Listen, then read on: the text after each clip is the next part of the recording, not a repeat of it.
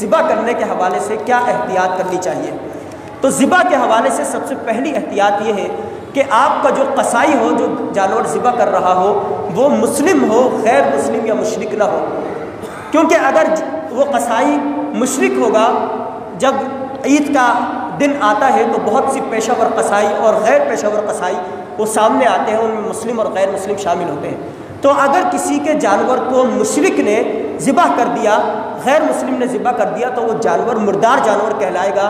وہ قربانی قابل قبول نہیں ہوگی، اس کا گوشت کھانا وہ درست نہیں ہوگا۔ لہذا مسلمان قصائی کا اہتمام کیا جائے اور اسی سے اپنا جانور ذبح کروایا جائے۔ اسی طرح قصائی جب ذبح کر رہا ہو تو بسم اللہ اللہ اکبر کہتے ہوئے ذبح کرے، اور انی وجہت وجہی للذی فطر السماوات والارض حنیفا وما انا من المشرکین، یہ آیت اس کا بھی اہتمام کرے۔ اگر یہ ان دعاؤں کا اہتمام نہیں کیا گیا تو وہ جانور بھی مردار کہلائے گا اور اس کا گوشت کھانا وہ درست نہیں ہوگا اور اس کی قربانی بھی وہ قابل قبول نہیں ہوگی۔